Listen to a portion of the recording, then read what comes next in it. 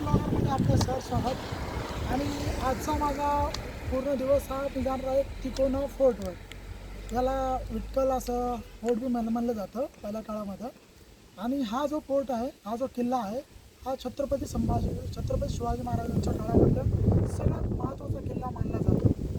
तर या किल्ल्यामध्ये तर काही पाण्याच्या टाक्या वगैरे आहेत आणि टेम्पल वगैरे त्या साईडला आहे.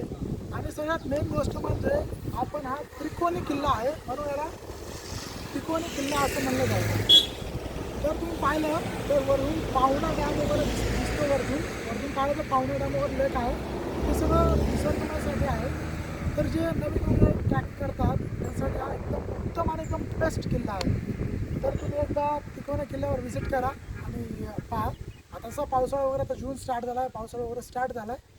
तर लवकरच पावसाळ्यामध्ये पूर्ण हा निसर्गमय होऊन जातो किल्ला.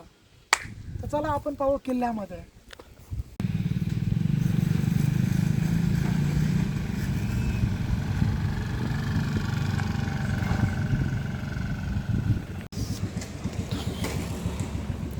तर हा आहे बाळा आणि हा फिरायला आलाय, पण मला वाटत नाही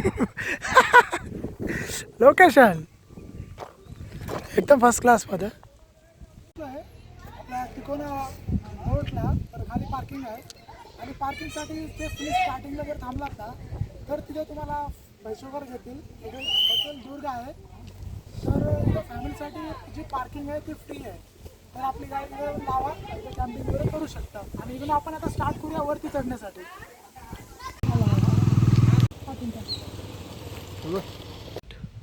तर मी पार्किंग वगैरे गाडी केली आहे आणि आता मी जाणार तिकोना फोर्ट. तुम्ही पाहू शकता समोर आहे. तर हा तिकोना फोर्ट आहे, हा समुद्र सपाटीच्या तर आता आपण तिथे जाणार आहोत. हा मागं दिसतोय. आता तिथपर्यंत जायला आम्हाला अराउंड 1-2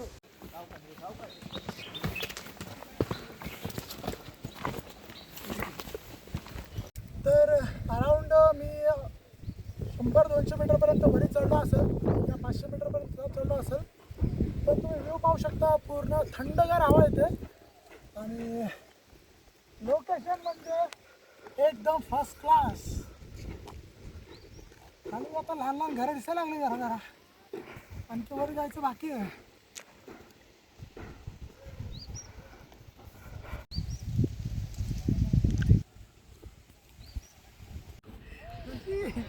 काहीतरी वाजतंय ना.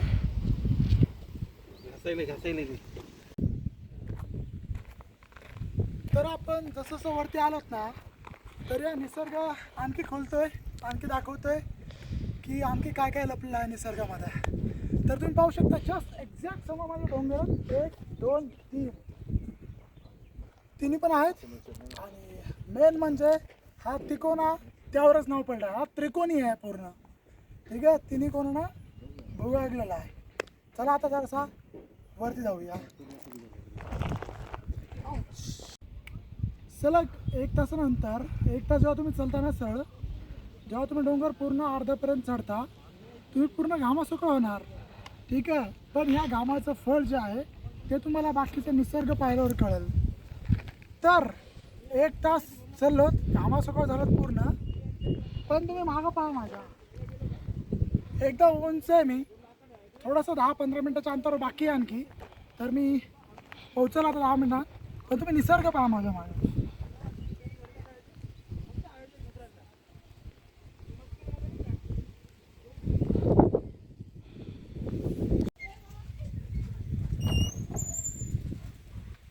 तर हे आहे तिकोनाचं फर्स्ट डोअर, जे की पहिला मध्ये जाणार आहे. फर्स्ट डोअर आहे आणि आता इथूनच आपण वरती जाणार आहे. हा पहिला फर्स्ट डोअर, त्याच्यानंतर पुन्हा वरती आहे आणि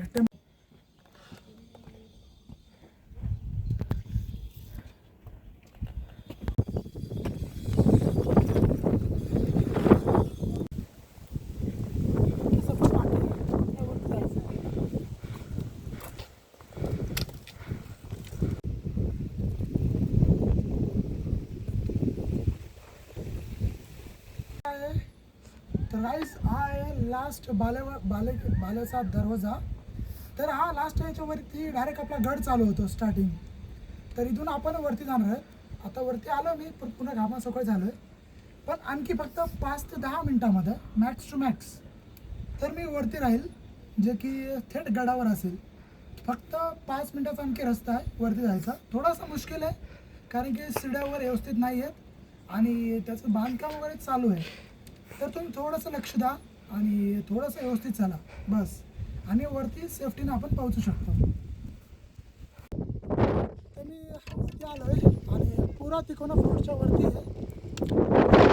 मला हे सांगायचं आहे की जे तिकोना फोर्ट आहे तुम्ही इथून पाहू शकता की जे पावना लेक आहे ते इथे आहे. आणि एकदम वरती आल्यानंतर असं वाटतं की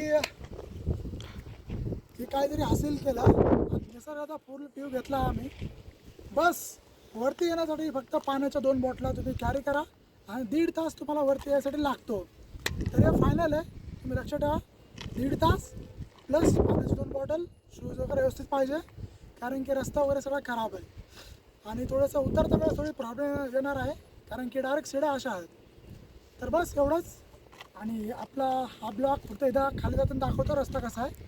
चला जाऊया खाली. ठहरा हुआ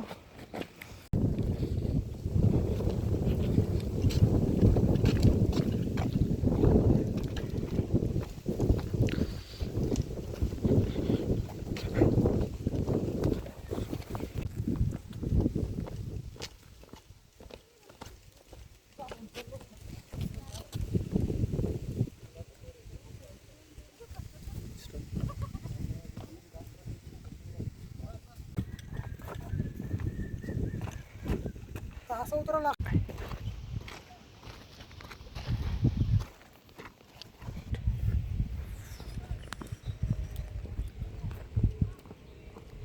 तर मेन गोष्ट म्हणजे मी वरतून जाऊन आलो आहे ऑलरेडी खाली, पण वरतून नाही. वरती गेलो होतो आणि वरती जाऊन खाली येईपर्यंत अवतार पाहू शकता. पुरी अवताराची वाट लागली आहे. पुरं घामासोका कपडे, पुरे टॅनिंग सगळं काय झालं आहे. पण तुम्ही मागं पाहू शकता मी तिकोना गड बोलतोय. ही सगळी माहिती इथं आहे, तिथं मी वाचली वगैरे. थोडक्यात सांगतो, हा किल्ला एकदम तट बंदोबस्त होता आणि एकदम भक्कम होता. मेन म्हणजे महत्त्वाचा एक किल्ला होता कारण की सगळीकडे त्यांना लक्ष देऊ शकत होते की आपल्या दुश्मनावर लक्ष देण्यासाठी एकदम परफेक्ट किल्ला होता. त्याच्यावर असे काही मार्ग वगैरे सगळं लिहिलं आहे, तुम्ही वाचू शकता तुम्ही, थोडक्यात आहे. ठीक आहे, तर या प्रकारे आपण आता खाली जाऊया. चल.